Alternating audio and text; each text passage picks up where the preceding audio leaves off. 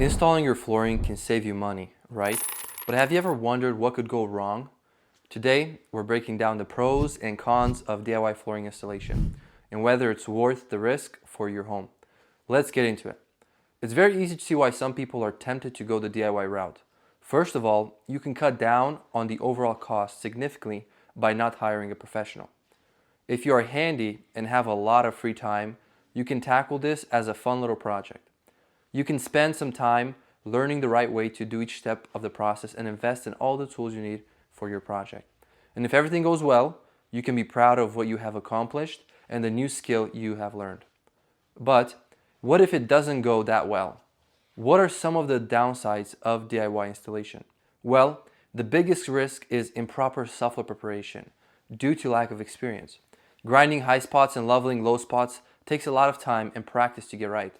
You will also need a lot of expensive equipment if you don't already have them, like a grinder, sanders, vacuums, nail guns, a table saw, and a miter saw, just to name a few. But keep in mind, if you're not very comfortable with these types of power tools, you might want to stay away from DIY.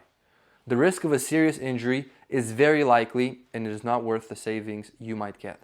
Plus, making a mistake here will leave you with an uneven subfloor, which means your flooring won't sit right. Not only will you notice it every time you walk across the room, but it can also start to separate and fail within just a few years. That fun weekend project you thought you were going to do might turn into weeks of frustration and issues if you run across any problems.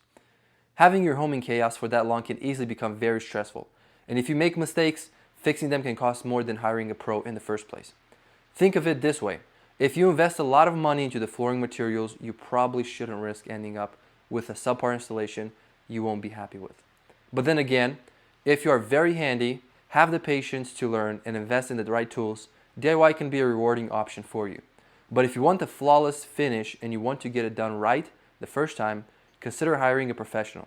They have the skills and experience to get it done quickly and correctly. Whether you decide to DIY or hire a professional, it's important to subscribe so you won't miss next week's video on the most common flooring installation mistakes you should avoid.